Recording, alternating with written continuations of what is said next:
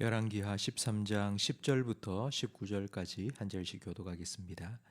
유다의 왕 요아스의 제 37년에 여호아스의 아들 요아스가 사마리아에서 이스라엘 왕이 되어 16년간 다스리며 여호와께서 보시기에 악을 행하여 이스라엘에게 범죄하게 한 느밧의 아들 여로보암의 모든 죄에서 떠나지 아니하고 그 가운데 행하였더라. 요아스의 남은 사적과 행한 모든 일과 유다 왕 아마샤와 싸운 그의 업적은 이스라엘 왕 역대지략에 기록되지 아니하였느냐. 요아스가 그의 조상들과 함께 잠에 이스라엘 왕들과 함께 사마리아에 장사되고 여로보암이 그 자리에 앉으니라. 엘리사가 죽을 병이 들매 이스라엘의 왕 요아스가 그에게로 내려와 자기의 얼굴에 눈물을 흘리며 이르되 내 아버지여 내 아버지여 이스라엘의 병거와 마병이여 하매 엘리사가 그에게 이르되 활과 화살들을 가져오소서 하는지라.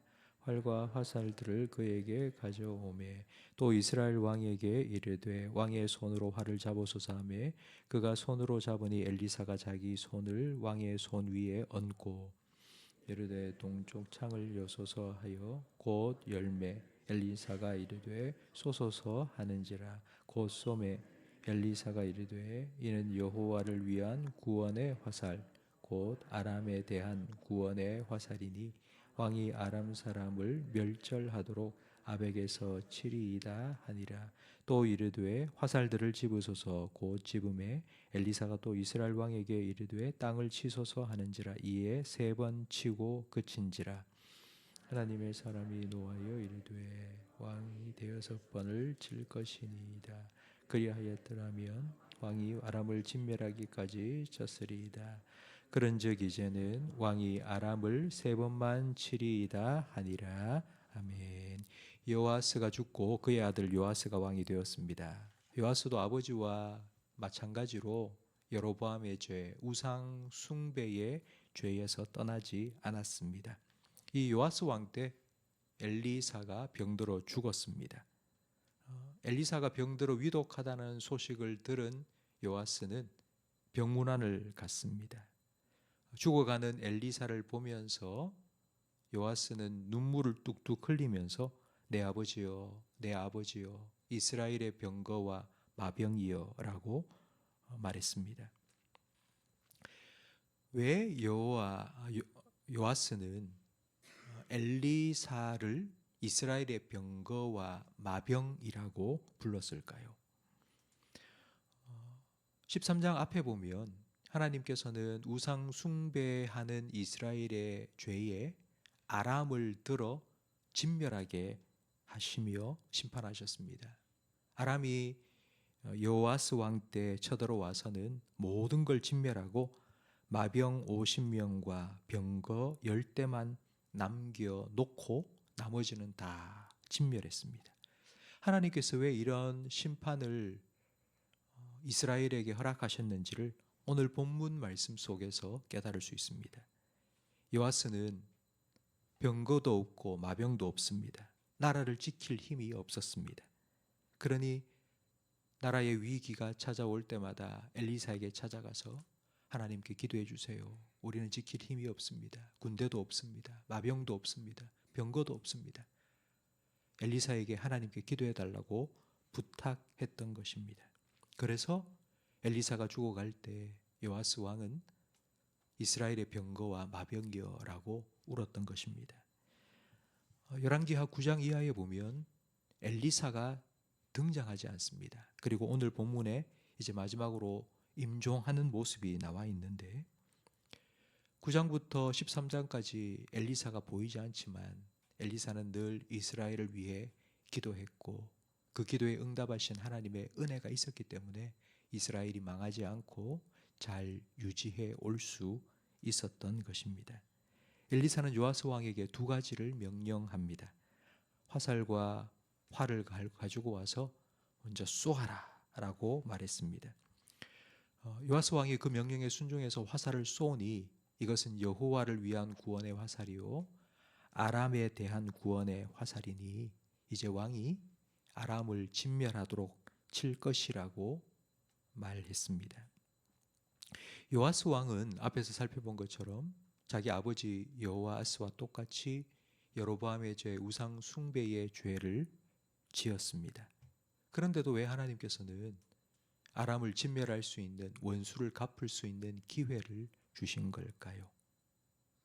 그 이유는 바로 예후에게 주신 약속을 지키기 위해서입니다.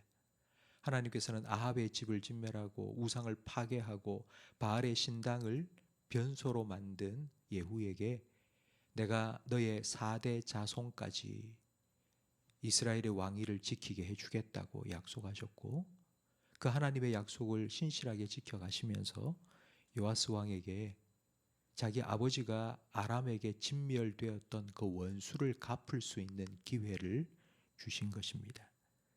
그래서 먼저 화살을 쏘아라 하고 난 후에 두 번째 명령을 18절에 하는데, 화살을 집어들고 땅을 치라고 명령했습니다.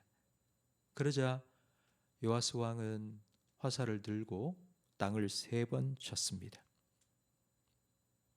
그 모습을 지켜보고 있던 엘리사가 대여섯 번 쳐야지 왜 3번만 치느냐고 화를 버럭 냈습니다. 그러면서 대여섯 번을 쳤다면 왕이 아람을 진멸하도록 칠 것인데 이제는 3번밖에 못 칠 것이라고 말했습니다. 여러분, 만약 여러분이 이런 얘기를 들었다면, 이런 명령을 받았다면 화살을 들고 땅을 쳐라, 여러분 몇 번 쳤을 것 같습니까? 3번이나 친 것도 잘한 것 아닙니까? 근데 왜 엘리사는 화를 냈을까요? 엘리사의 명령은 2가지였습니다. 화살을 쏘아라, 그리고 화살을 들고 땅을 쳐라. 첫 번째, 화살을 쏘라는 건 하나님의 구원이 시작되었다는 의미입니다. 그 구원을 이루기 위해서 요아스가 해야 할 일이 있습니다. 아람을 쳐야 됩니다. 그런데 아람을 치도록 명령을 내리자 3번만 쳤습니다. 그래서 엘리사는 화를 냈습니다. 여러분, 지금 엘리사는 병에 들어 죽어가고 있습니다. 죽어가고 있던 사람이 버럭 화를 낼 정도로 이 문제는 엘리사에게는 대단히 중요한 것이었습니다.